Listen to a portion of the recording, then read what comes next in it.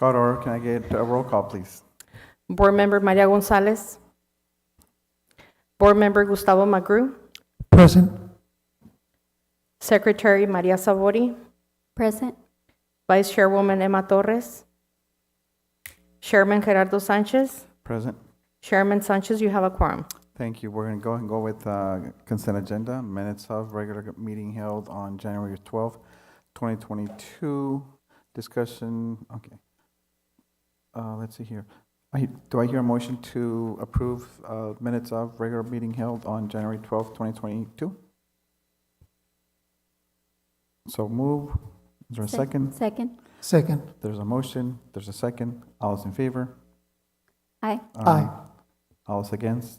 Motion carries.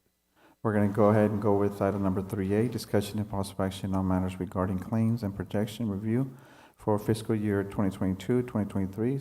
Susan Posada, broker and consultant. Susan, welcome.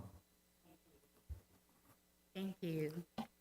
Hello, everyone, and thank you for allowing me to be here, Mayor and trustees. I appreciate that.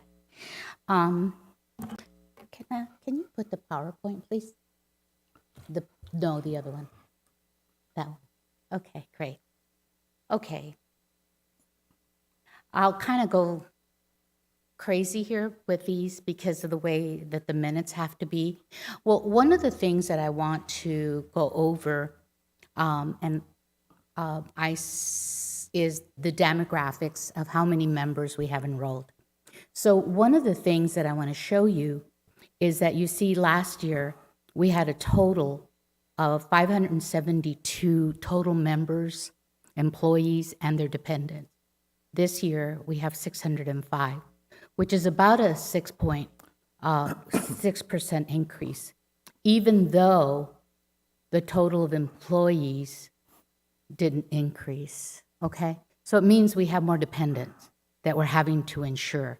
So what that means is the more belly buttons that we have, the more money we need in the trust to cover all those number of people. That was just my point. I just want to make sure that people understand that even though the number of employees isn't growing tremendously, the number of dependents are. You should have a copy of this particular spreadsheet and a paper, but it's really simple. There is, if you look at the yellow, you can see that the amount there is 2.9. This is the amount of money that we're projected to put in for this coming year, okay? And if you look at this, I think it's 3.2 million. That means that our expenses are projected to be 3.2 million, which means we're not going to be able to fund 100% of the trust because of all the claims that we've had. Wow. And rest assured, there's good news. There's all good news. So I'll talk about that in just a few minutes of how we're not funding that. So we're probably going to take a loss of a couple $100,000 by the end of the year. But one of the things that is the biggest expense is the stop loss carrier. It's a tremendous amount of expense. And so we're looking at about, let's see if I can you scroll down a tiny bit on that? I don't know if we're able, no. Okay, that's okay. It's right here. As you can see, we've got 50,000. This is what we're looking at. This particular, I don't know if it's in there, but it's about a 15.88% increase with all the total expenses that are coming in. But this is not the final, because if you look at it, the stop loss is increasing about 15%. At least that's the projection. I just got the final yesterday. And right now, we're negotiating, and the claims, because of some of the claims that came in, it's going to be more like 20%. The claims, we have like 13 major claims. And I've talked about this last meeting. The claims are not necessarily due to COVID. They're just different conditions that are ongoing. So that's going to be a concern going forward because we do have some conditions that are difficult conditions. But this is not final. Again, I'm just wanting to let you know that we're going to be underwater about 300,000 total. That's the projected amount. I want to bring that to your attention because we also did some planning with accounting and management and HR on what we project the income is going, what we need to bring in compared to the expenses to make sure that we're funding this correctly. And I'll go over that in just a few minutes. So, do you want to put that Excel spreadsheet in there?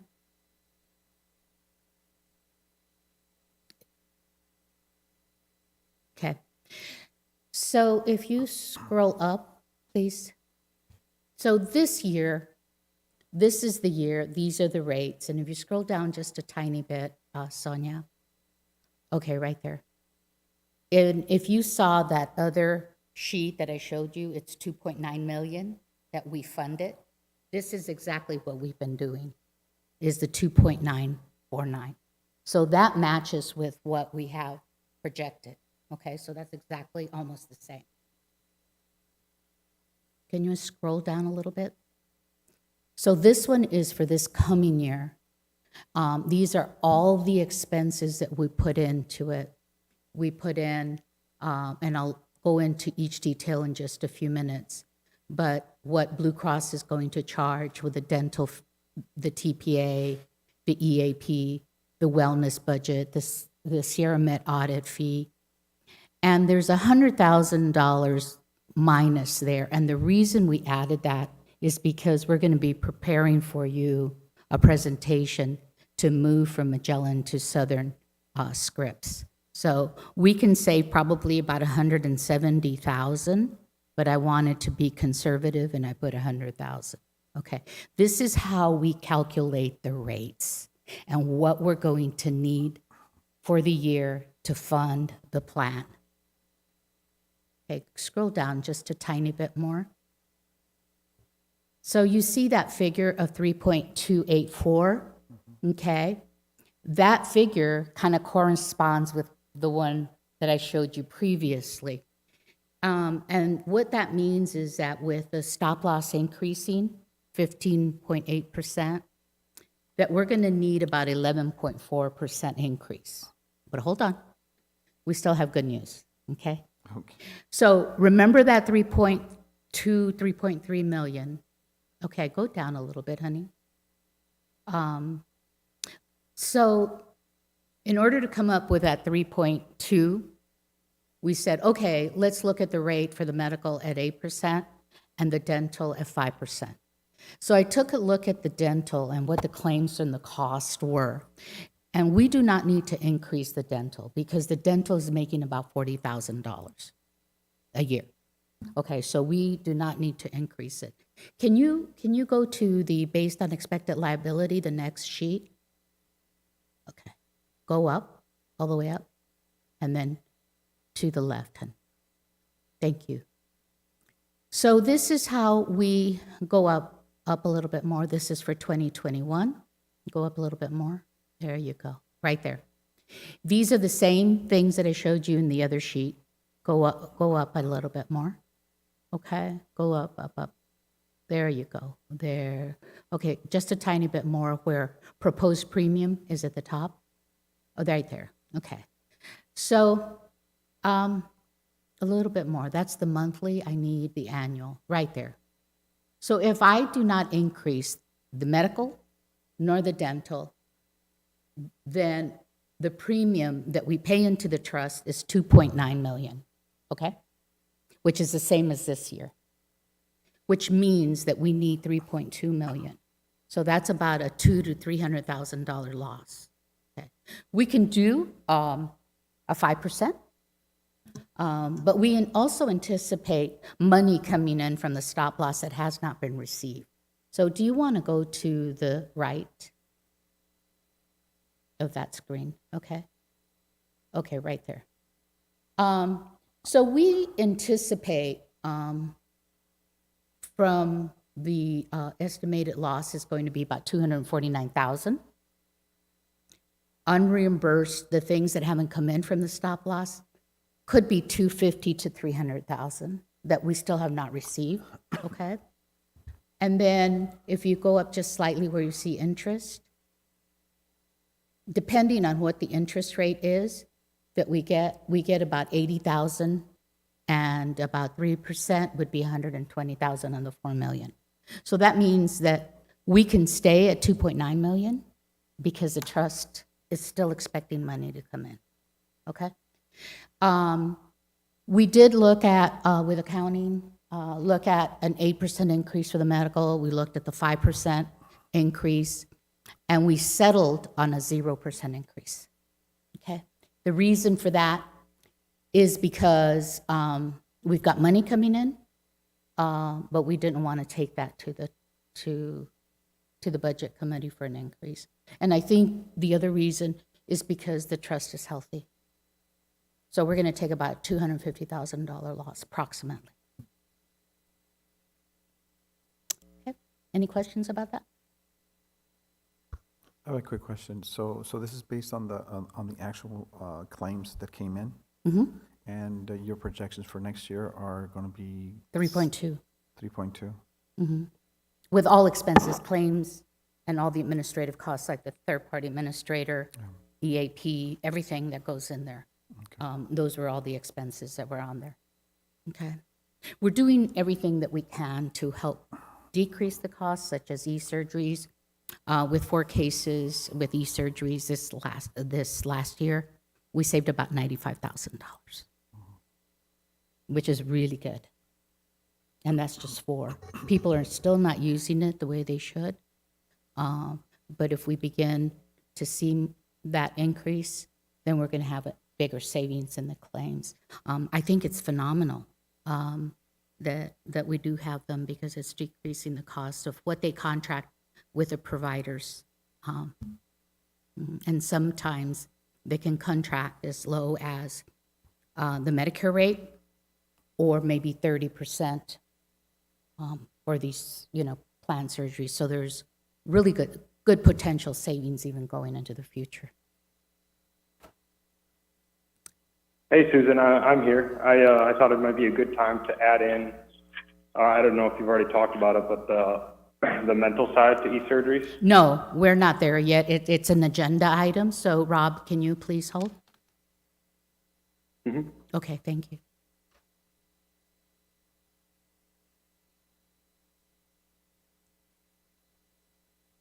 It's close. Yeah. It's close. Mm-hmm.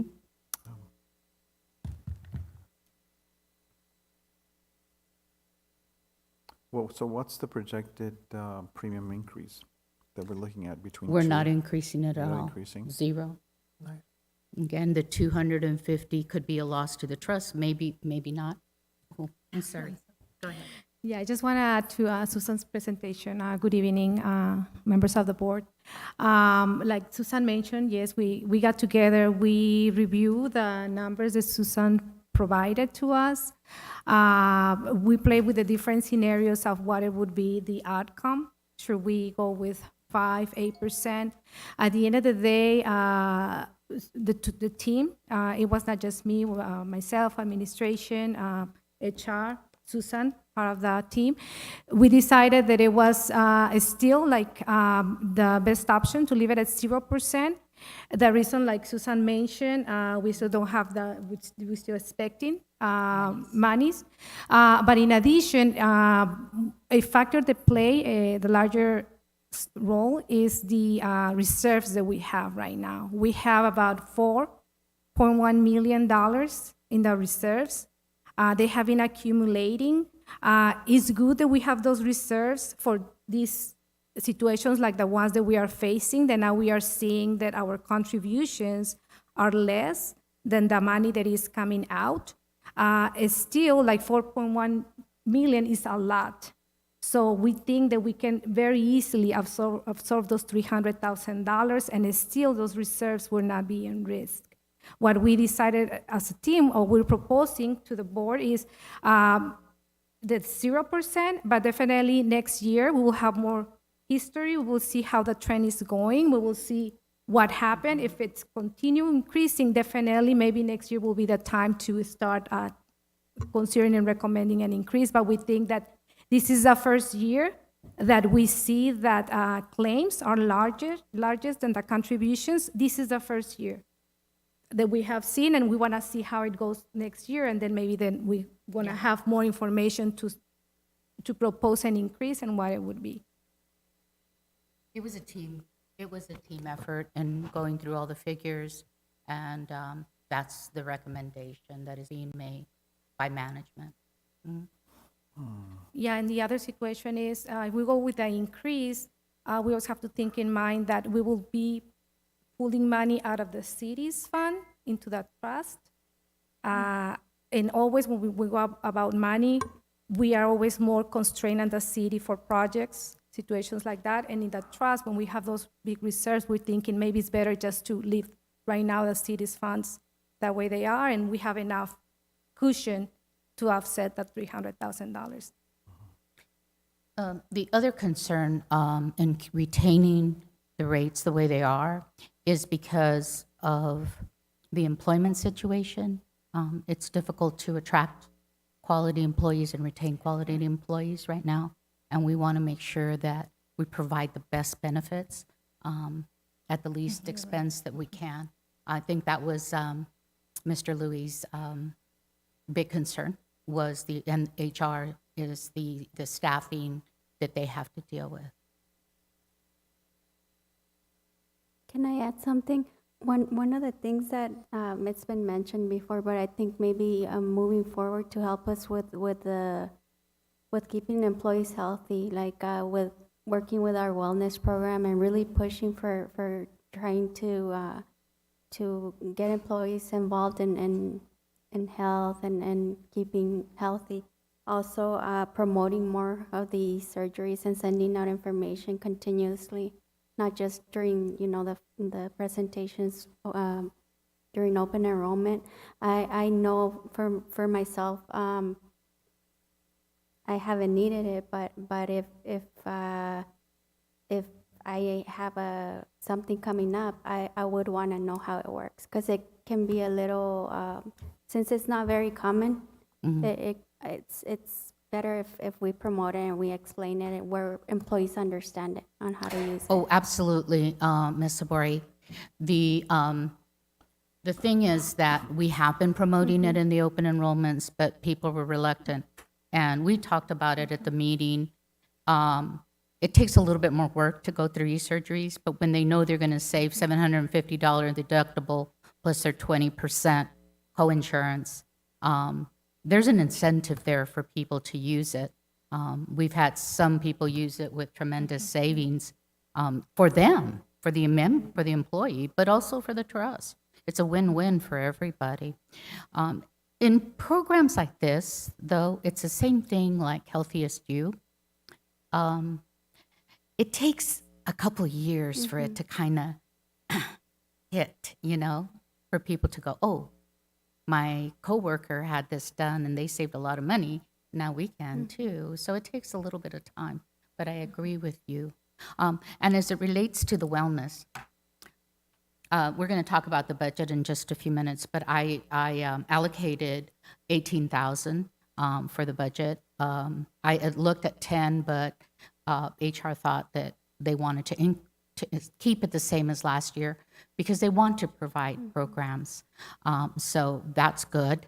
The other thing is that under ACA, if a member has a certain level of what BMI, they call it BMI, or fat in their body, the doctor can recommend that they go to a nutritionist. That's number one. The number two way is through Healthiest You, we have a nutrition program. Okay.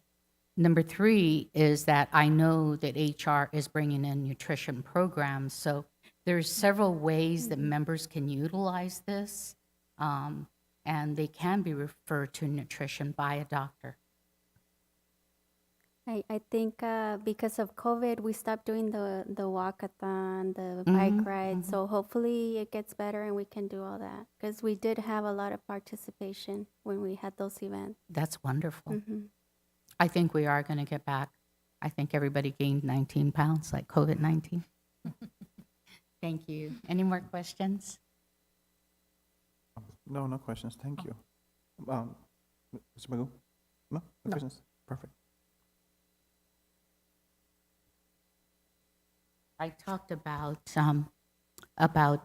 K, about 3B, about Symetra, and we're still in the process. Can I go into that, number 3B?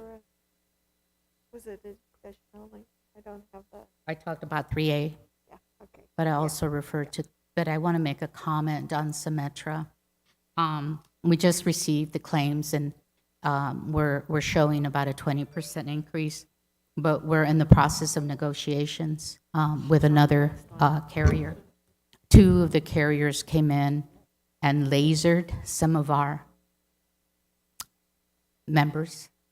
Laser meaning instead of a $50,000 deductible, their deductible could be $70,000 or $100,000 for that one person because of the medical condition. Symetra does not do that. So we want to make sure that we compare this correctly. So it's going to be another week or 2 weeks before we have that finalized in the negotiation. Okay, good.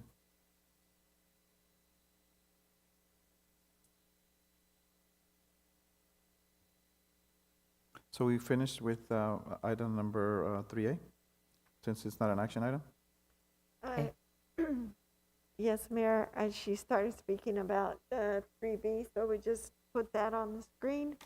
But there was no recommendation for action on 3A. Okay, so 3B, now we're discussing 3B, and that was your discussion on 3B? Mm-hmm. And no item, no action is to be taken? For clarification? Yes, that's where we're at. I'm I just want to sorry. make sure.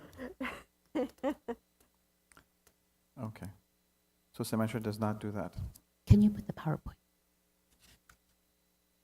No, the other one. That's the next question. So are you ready for 3C? Yes, I'm ready for 3C. Okay. Can- So 3B was discussed by the comment? Okay, members? Okay, very good. Item number 3C, discussion to possible action on matters regarding exclusive behavior health contract and amendment of the benefits plan to include it. Susan Posada? PowerPoint. Here we go. Okay, thank you so much, Sonia. Okay, so e-surgeries, and I'm going to let Rob talk in just a few minutes, but e-surgeries has come up with a new program, and it's called Exclusive Mental Health Conditions.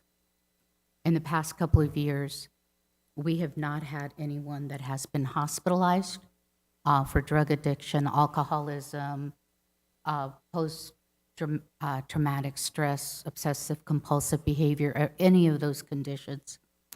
We have not had that. But the federal government and the rest of us are very concerned because there is a mental health problem right now. People have taken more to drinking and abusive behavior as a result of COVID and all the other situations that are going on to the world. All we're trying to do is prepare for the future. I've identified at least a couple of people that can utilize this without divulging any information, that this would be a great plan for the city. And basically, it's going to work similar, not the same, but similar to e-surgeries. So if a person has to be hospitalized for any mental condition, and most of the time, a mental condition is when someone is at risk to themselves, they can harm themselves or harm other people. And that's when a medical provider or a clinical provider will step in. We can go through, we already have this program through Blue Cross and Blue Shield. through exclusive mental conditions, we can save about 30%, if not more, by contracting with them and allowing them to take charge of anyone that is hospitalized. Rob, you want to chime in? Yeah. The exclusive behavioral health actually was created, I found out today, by EBSL's request a couple of years ago, because the problem that providers are running into, because we actually find out about members that would need the exclusive behavioral health service the same way that we would find about members needing surgeries through the pre-authorization feature. But when providers were working with a company called Exclusive Surgeries, their initial thought was, well, this isn't a surgery, I'm working with the wrong person. So it was really the genesis of why exclusive behavioral health was basically stemmed off from Exclusive Surgeries as just another company, was just so it could have a separate name and be only focused on the behavioral health side. But like Susan was saying, we're going to find those members the same way. And if you want to hear an example of how it worked, let's say someone is someone's arrested for just drunken disorderly conduct, and when you're arrested, you'll be sent to the hospital, and you're going to be in that hospital for 72 hours to detox. At the end of those 72 hours, the next stage is the next pre-op that comes in from that hospital is going to be for either another stay, or it's going to be sending that person home, at which time we're going to intercept, or we intercept with the pre-authorization and then send that notification over to Exclusive Behavioral Health. And then that's when they will approach the member for a rehab facility stay with them, as opposed to staying for 30 days in a hospital setting, which happens and is very expensive. It would be coordinating with that member if they would like to go to a facility, and there's a lot of facilities all around Arizona, Wickenburg, Mesa, Tucson, Phoenix. There's a lot in the state of Arizona. But the goal is to get them into a reputable facility at a pre-negotiated rate, because going into one of these high-ranked facilities without this pre-negotiated rate in place can be very expensive. And so the goal is, like Susan said, is just to have this in place for prevention, because I don't know, these rehab centers, they're so expensive that if you were able to capture just one person staying for a month for, let's say, a drug overdose or alcoholism, if you were to get them for 30 days at a negotiated rate from Exclusive Behavioral Health, you would save money, and this time would be worth it for the next 5 years by capturing just one person. The cost can be pretty expensive for 30 to days, if not more, if it's required. They already have this available. They already have this available through Blue Cross Blue Shield, but when we offer this, the plan saves, the member saves. Now, it's only for hospitalization. It's not for going and giving visits every week or anything like that. Some of the things that are included, and we kind of laughed at this, Kay and I, because we can all use that, but the way they treat members is some of the modalities that you can see there with group therapy, with individual therapy, exercise, yoga, Tai Chi. Well, I can use that too. But I think that those are things that how they treat them. Now, on the next slide, oops. Oh, what happened? Oops, I didn't go back. Sorry about that. Here we go. They must obtain approval, clinical approval. So, for instance, the doctor has to recommend it. 90 Degrees will obtain the approval if it's warranted. The centers are in Wickenburg and Tucson. The one in Tucson would be Cottonwood, and there's some in Wickenburg, and those are the big ones. I mean, we have stars going to these facilities. The savings is about 30%. What I recommend is that there be a $500 copay for the member, and here's why. Because if they're going to be in there for 30 days minimum, we need them to have a financial stake in their care. And so if we don't have it and it's just free, they're just going to keep going in, and we want them to have a stake, okay? It's not free. If you need help, you need to get it. But if you need a vacation, you need a vacation, so there's a difference between the two, and it should cost, because a vacation's going to cost you a lot more possibly. The initial enrollment with exclusive mental health is $900. And what that is basically what they do is set it up because you have to contract with these facilities. Not only that, there's no PEPM charge every month. This is just the initial setup fee. And then every year there would be a $500 renewal fee. But we do anticipate that people are going to have difficulties, and the federal government has already warned that this is coming. It's already here.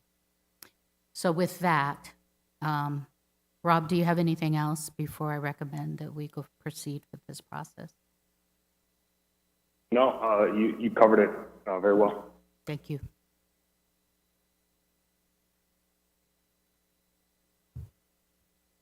It makes total sense. Hmm? It makes total sense. We're adding a benefit to a benefit.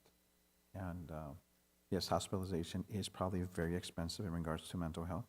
And yes, there is none here in Yuma. Most people get transferred to Tucson from here.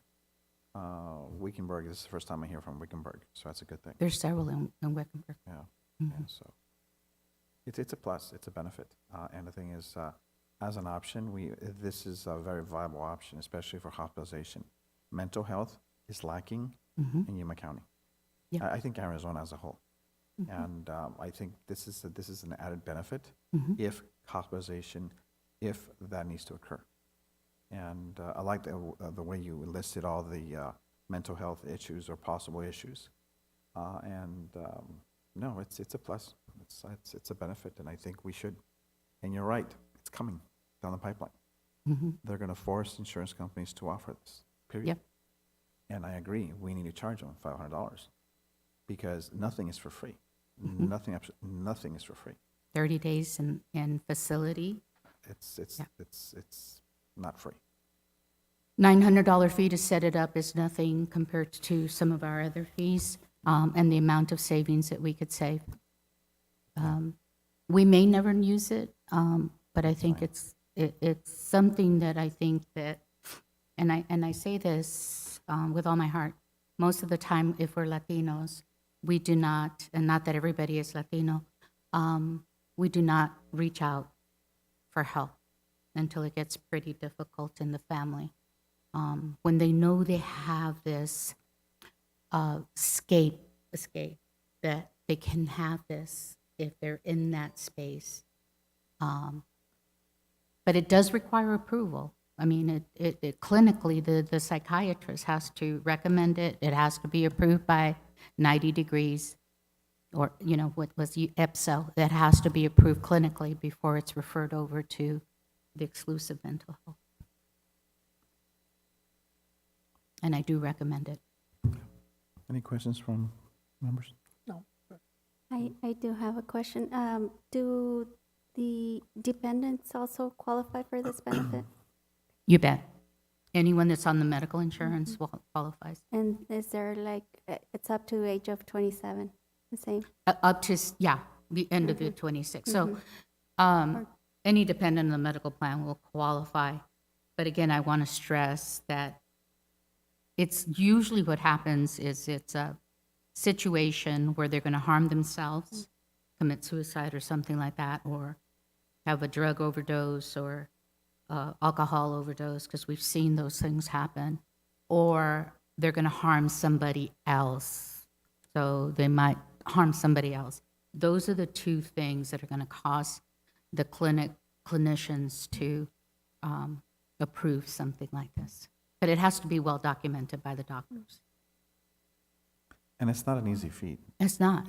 Even if I recommend it, still, the patient can say no, Yeah. and it doesn't happen. Yeah. If the police officer says, or the social worker says, I believe the patient, and they don't even be admitted, my word is worthless. Right. And it's difficult. It's not an easy feat. And a lot of those people don't want to do it.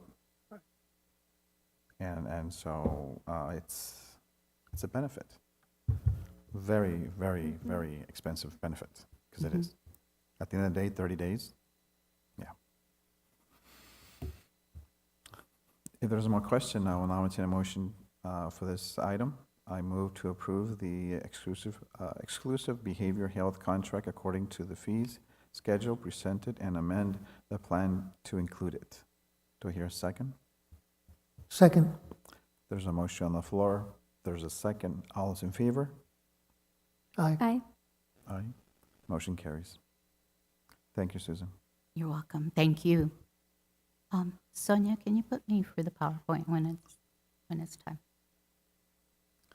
Okay, we're going to go with item number 3D.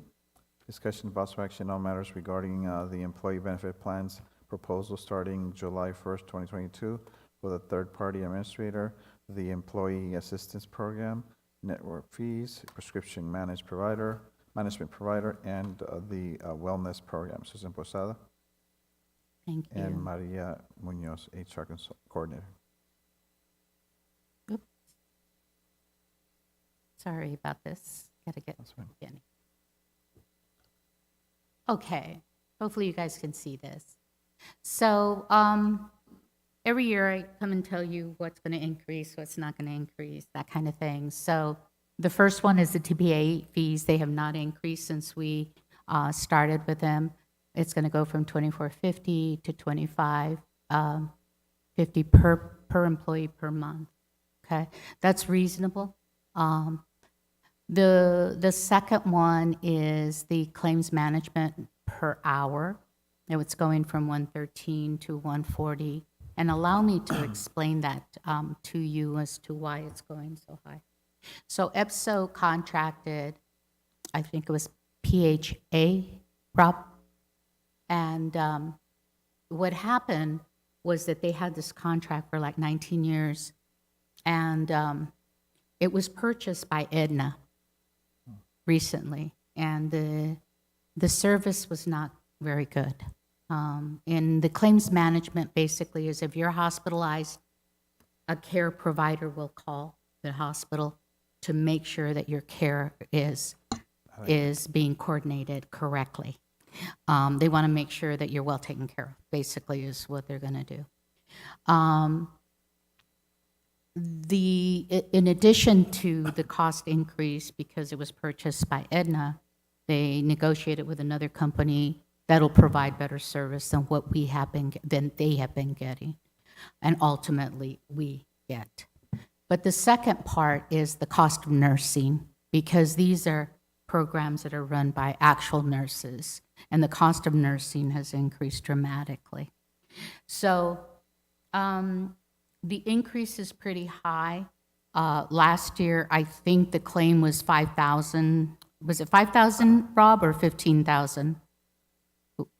Around 5,000. That wasn't 5,000. So the increase is, although it appears to be a lot, it really isn't, in dollar amount, because it'll go from, we utilized, especially during COVID, $5,000 is what we paid at 113%. So we just don't have a choice with the cost of nursing and service. Okay. Any questions about that?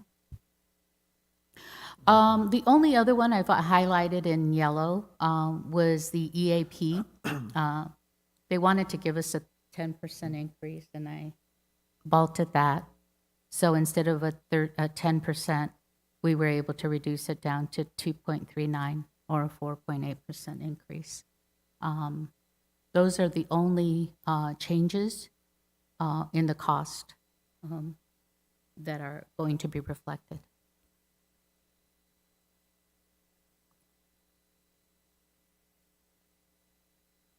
And that's based on a 580 membership? Mhm. And I just want to point out one thing about our TPA fees. We're actually not taking an increase. So within our fee is the medical management. So previously it was AHH, and AHH costs $4.50. And that $4.50 PEPM comes out of our TPA fee. Medical Helplines fee is $5.50. So on a net basis, we're actually at the same rate as when we started. We're just netting out so that we're not taking less because we're still taking the medical management fee out of our fee. Yeah, thank you, Rob. I forgot about that. Mhm.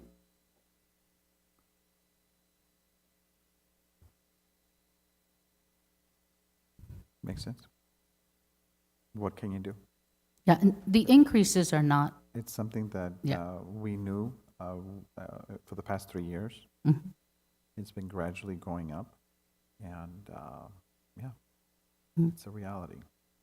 And we're fortunate that we're not increasing premiums for the employees. and I was able to get Rob down. Right, Rob? But next year could be different. Yeah. Okay, good. We take it year by year. Yes. Yes. Let us take a deep breath today. Mhm. That's all I could say. Okay, Susan? I'm good.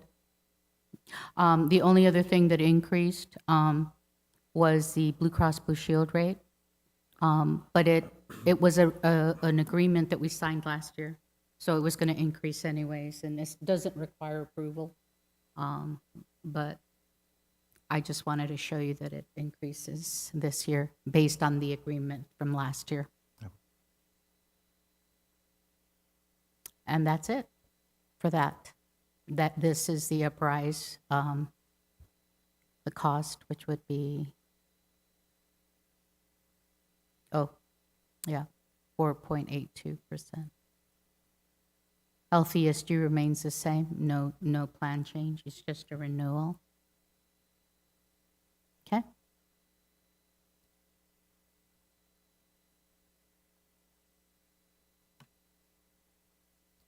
Are you going to talk about prescriptions? Are you talking about prescriptions now? Yeah, there is one other thing that we wanted to talk about was the Southern, was that on the? Yeah, it's all part. Oh, it's all part of that? Yeah, Okay. this is all Thank you of so it. much. I'm going to let Rob talk about this because medications are becoming extremely expensive. And we've had Magellan for a number of years.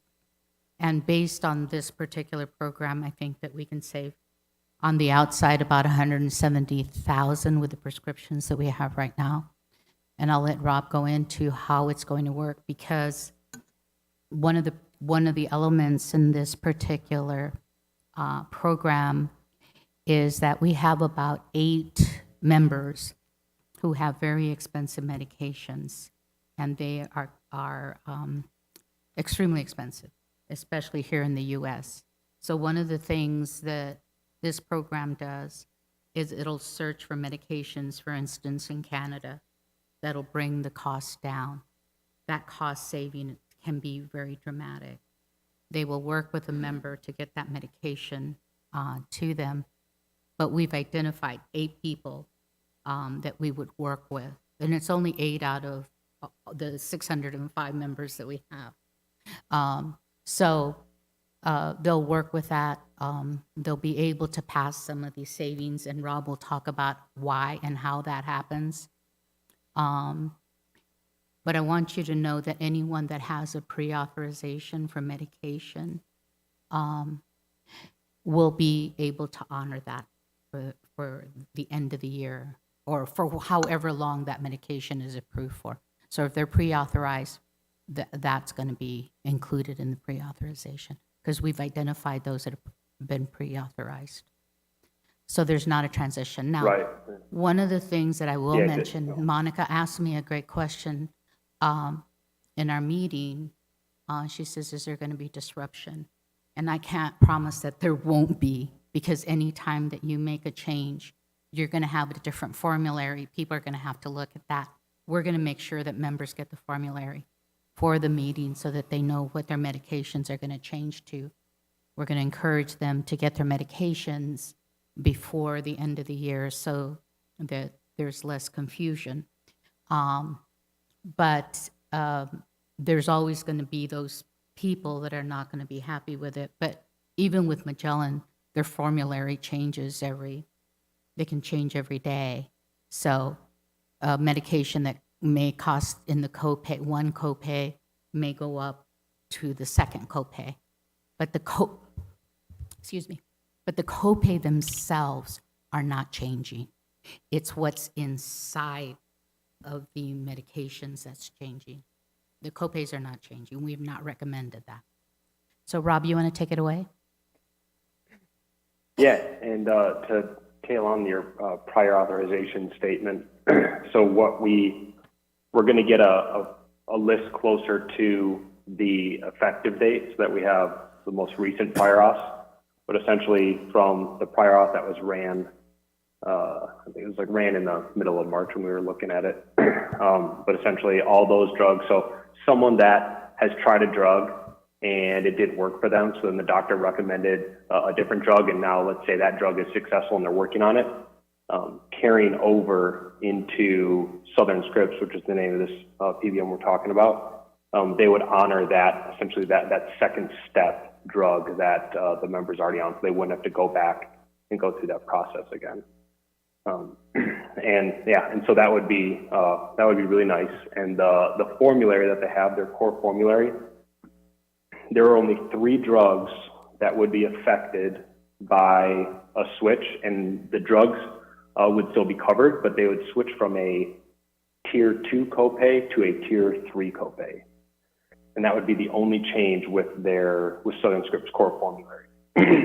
And so very minimal when you look at the benefits that you're getting from having Southern Scripts as a PBM.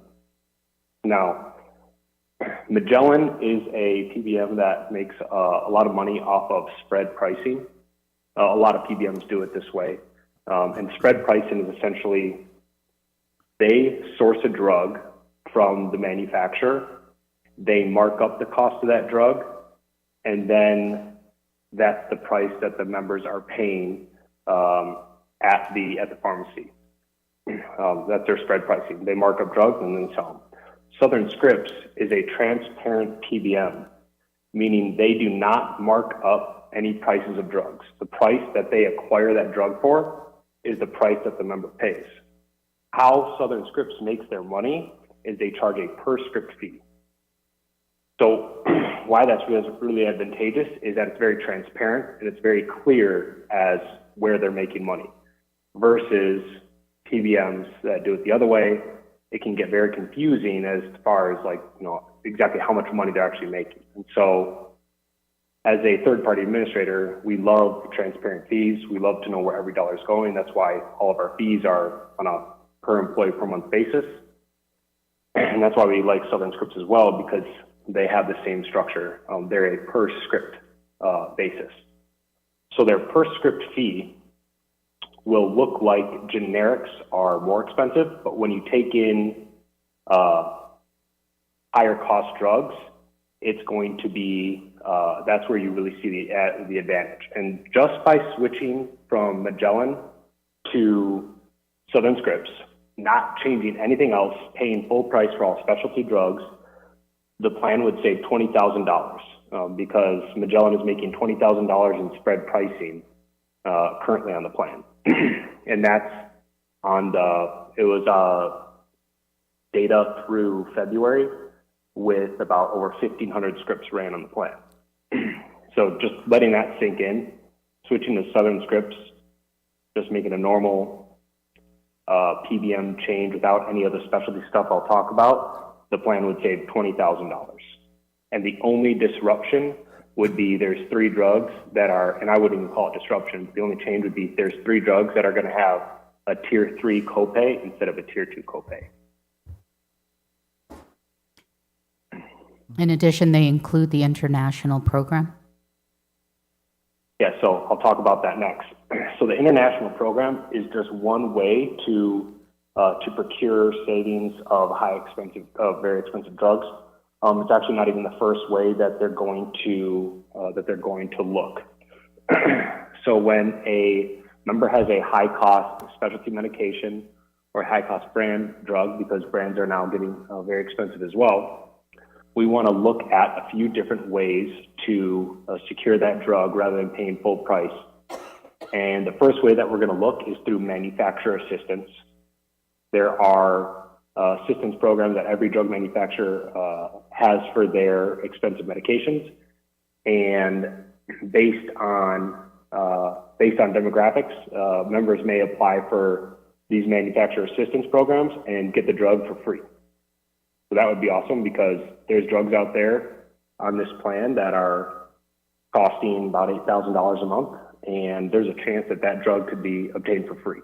So that would be a huge savings. And this is we all know the 80-20 rule, where only 20% of the people are responsible for 80% of the cost. I think in the city's example, it's even more extreme, because we have 8 people that are responsible for more than 80% of the cost of the drugs on the plan, which is wild.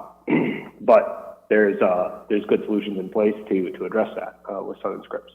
So they're going to look at first at manufacturer assistance programs. If manufacturer assistance isn't available, if someone doesn't qualify, then we want to look at international sourcing.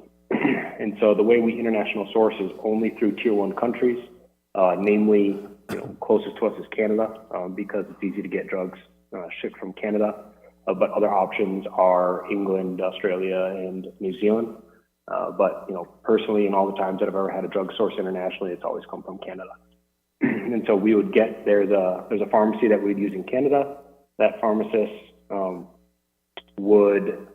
that pharmacy in Canada would be shipping the drug directly to the member in the United States. So in a lot of ways, more convenient, and the savings by going international is about 50% of what we would pay in the United States.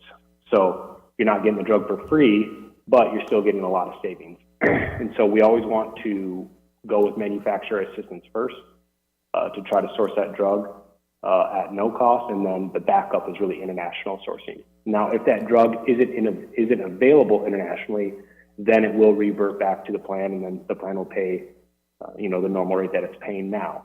But we want to take these steps ahead of time to try to get that drug for free. And there's a lot of, the reason why Southern Scripts is important, because a lot of people ask, why can't we do this program with Magellan in place? The reason being is that Magellan doesn't have this program set up. And as far as I know, I don't know of another PBM that has this program in place within their own company. We have, and we've done this for half a decade now, or over 5 years. We've taken third-party vendors that help people secure medications through manufacturer and international sourcing, but it's another bolt-on vendor that goes alongside the PBM. And the process works, but it's definitely not as smooth as if the PBM could just do it all themselves. And what we've always said inside 90 Degrees is, I wish there was a PBM that would take this in-house. And the reason why it took so long for a PBM to take this in-house is because, the reason why Magellan wouldn't want to take this in-house like Southern Scripts does is because Magellan is making all that spread pricing on these high-cost drugs. So that's part of their profit center, to have these drugs sourced in the United States. Because Southern Scripts only charges a per script fee, they don't care at what price they're getting the drug for, because they're going to get their per script fee, and that's all they care about, is as far as making their money, is their per script fee. So whether they're getting that drug, you know, for $10,000 or free, they know that they're going to get their $10.25 per script fee. You know, Rob, one of the things that I've noticed is that because of the cost of medication, it's one of the biggest costs. Because of the medication, more and more self-funded plans and companies are going to this kind of a program because of, you know, some of these companies, PBM companies, make so much money. So we want to make sure that we save the plan money. And my objective is to bring you as much savings, such as e-surgeries, you know, exclusive mental health and this, to save the plan money, but also good for the member. Now, Rob, I'd like for you to talk about the actual savings, because on this particular savings, it's only $90,000. But then on the specialty drug, it's a lot more, correct? Yeah, so taking into account Southern Scripts' various programs that they have, they're going to have things like, you'll see on there, variable copay. So variable copay, there's manufacturer coupons out there that artificially meet someone's deductible and make it seem like that person has met their deductible, when in reality, they've been given a coupon to have their copay paid for on their behalf. So a member, and this is happening currently on the plan, a member has a very expensive drug, and we have a specialty copay in place. Members aren't actually paying that specialty copay. They're receiving a coupon from their provider to have that copay paid on their behalf. And then once that copay is paid, that cost of the drug is going to their deductible and meeting their deductible artificially. And then the plan is paying everything over the deductible for that cost. It's very common, and it's a harder thing to track, but there's a couple PBMs, Southern Scripts is one of them, Elixir is another one, that has steps in place to essentially track that and make sure that manufacturer coupon is applied correctly, and so that deductibles aren't being met artificially. And so the savings of that is significant as well.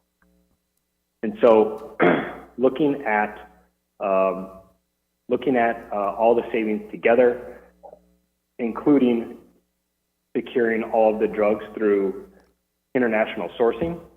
Now that is on the conservative side, because we know that that some people, if not all, will qualify for manufacturer assistance, which is meaning you get the drug for free. Looking at all the savings, I think it's around 150, if I'm correct, I think it's 152, regarding the savings of just switching to Southern Scripts as a PBM, and then looking at the specialty specific savings is around 60,000, and the 60,000 is only assuming a 60% capture rate. So when Southern Scripts analyzed the scripts from July through February, and they looked at the drugs that they could save money on, they assumed only 60% of the people are actually going to agree to accept their drugs through these savings programs, which I think we would get much better than the 60% capture rate. I don't know why anyone wouldn't want to participate, but again, to be conservative, they assumed 60%. And so looking at that, the 90 plus the 60, we're looking at 150,000 in savings for switching the PBM to Southern Scripts. Does that include the international? Yes. Okay. So it's about 152 based on all the scripts that we have right now. Mm-hmm.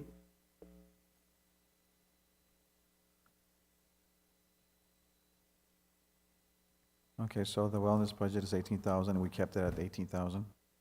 Yeah. Okay, that's the recommended, okay. Okay. That's Yeah, enough. well, the wellness is part of this item. You want me to talk about the wellness? No, Yeah. No? Okay. we're running out of time. Oh, okay. Any questions, concerns? No? If not, I will now entertain a motion. Let's see here. There's 4. Yeah, I'm gonna go each individual one, okay? 1, I move to approve the increase proposed by 90 Degrees, Uprise Health, and Blue Cross Blue Shield as presented. Do I hear a second? Second. There's a motion, there's a second. All those in favor? Aye. Aye. All those against? Motion carries.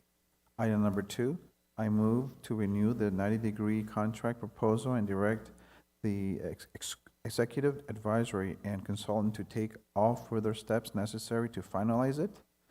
Do I hear a second? Second. There's a motion, there's a second. All those in favor? Aye. Aye. All those against? Motion carries. Item number 3, I move to approve the proposed contract with Southern Scripts and direct the executive advisory and consultant to take all further steps necessary to finalize it. Do I hear a second? Second. There's a motion, there's a second. All those in favor? Aye. Aye. All those against? Motion carries. Number 4, I move to approve a $18,000 budget for the wellness program from the trustees' reserves. Do I hear a second? Second. There's a motion, there's a second. All those in favor? Aye. Aye. Motion carries. Thank you, everyone, for your time. No, thank you so much, Susan. We're going to go ahead with our final item, item number 3E, discussion of possible action on matters regarding establishing a waiver policy of pre-clearance penalty and specific request for our employees for a waiver of a pre-clearance penalty. Mr. Glenn Gambit, please. Honorable Mayor, members of the board, tonight, the problem that gave rise to this item being on the agenda has been resolved, but we do believe that there is a policy question to come before this board that we'd like the board to think about. We're not asking for any action tonight, but thought I'd give you a background and let you start thinking of a possible policy decision on your part. As you know, and as you've heard discussed tonight, our plan requires pre-clearance. In other words, if you have a medical procedure, if you're going to the hospital, if you're doing almost anything, it's got to be pre-cleared through the third-party administrator. If you have medical work done and you don't pre-clear it, there's a penalty. And our plan, like all other plans, put the burden on pre-clearance on the employee, the patient, not on the doctor, not on the hospital, but on the employee. And every year, we mention that to the employees in our annual presentation. All right, employees are not medical professionals. They are not insurance agents. No. And so a lot of this stuff, unfortunately, will not necessarily sink home. Janet ran into a problem, and that's what led to this. And her problem is to a certain extent typical. Janet was a patient at, or probably still is a patient at Yuma Gastro. Before you continue, have you agreed, Janet, for discussion? Okay, because we're not going to discuss.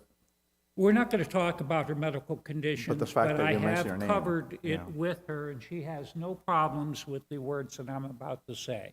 I just want to clarify that for clarification. Thank you. Yeah. Proceed. Okay. And as a result, they recommended a particular procedure. If you will, I've gone through the same one, so I know the drill. Yuma Gastro has an interesting three-step process. First, you go in, you see a nurse and a PA, and they interview you, but they also take down every last bit of insurance information you got. Then you go to a second appointment.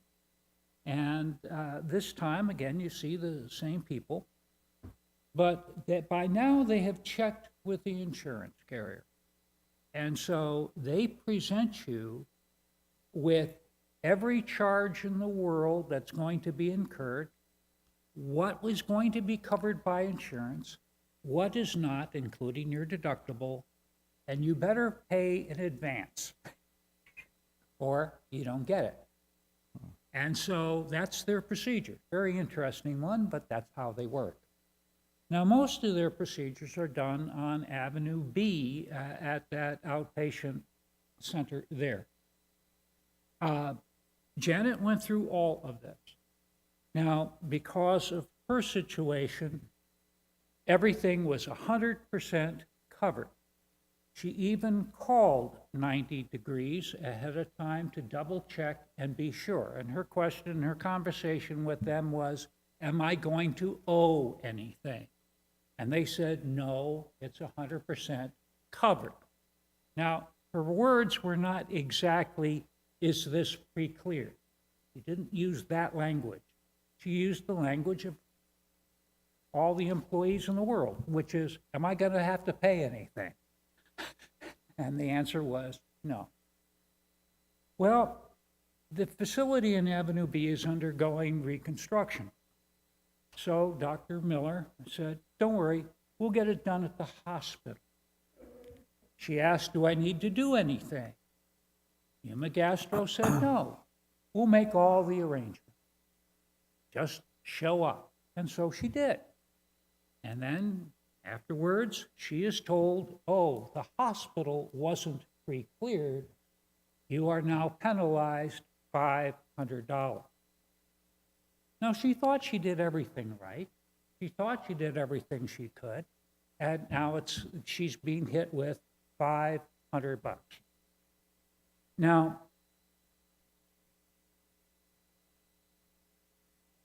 the question, I double-checked with Susan, and I go, is this our penalty? Not the penalty of the hospital or a practicing physician, but our penalty? Yes. It's our plan? Yes. So we can waive it? Well, that would have to be a board decision. Now, Susan has clearly put in some cautions here that are correct. First of all, you've got to be very careful here when you give a waiver to somebody. If you just say, I like you, nah, I don't like you, and you are inconsistent in how you apply this stuff, you can expose the plan indirectly to it's now a benefit for everybody. In other words, there's no penalty for anyone. So you don't want to be in a position where you're indirectly or inadvertently amending your plan. Second, preclearance has a value, as you've heard tonight.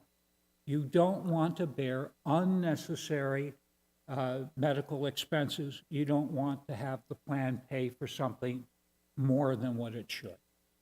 So preclearance has a very vital benefit here. But at the same point in time, this penalty is not imposed a lot.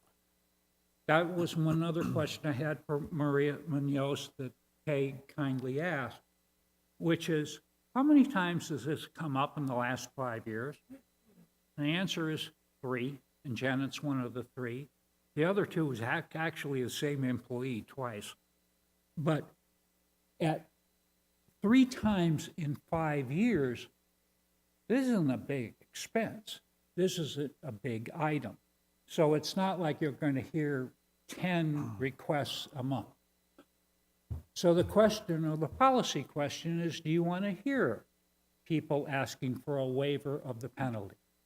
Is that something you would want to consider? If you do, you're going to want to put lines in the sand where, for example, let's use Janet's case as an example, where they called 90 Degrees in advance and had a conversation with them where 90 Degrees knew it was occurring. Something like that. And to me, that's what probably separates Janet from the world, is because she did try to check in advance. In this particular case, what actually happened, and the reason why no waiver is needed, is because of all the dust created because Kay was concerned and I was asking my typical set of questions in the world. people double-checked into this. And as it turned out, 90 Degrees subcontracts pre-clearance work to somebody else. That somebody else, it was pre-cleared, but that somebody else lost their records. So they didn't tell 90 Degrees. 90 Degrees did not know it was pre-cleared. And so that's why they kept saying no, because their job is to administer our plan as written. Well, guess who did have the record of pre-clearance? Yuma Regional Medical Center had it because they want to get paid. So the record's been found, it's been submitted. There is no penalty anymore for Janet. But the question is, again, for you to consider, no action tonight. Do you want to hear these kind of things? Do you want to hear applications for waivers? And if so, what lines in the sand you want to draw for when they'll be granted and when they won't be? Thank you. I'm done. Thank you, Glenn. Something to think about. We're not going to decide right now. That's a interesting case. Very interesting. We're done? That's the last item, and we're not asking for a motion tonight. Motion to adjourn? Do I hear a second? Second? Second. There's a motion, there's a second. All those for? Aye. Aye. All those against? Motion carries. Thank you. Thank you so much. Have a great evening. Thank you.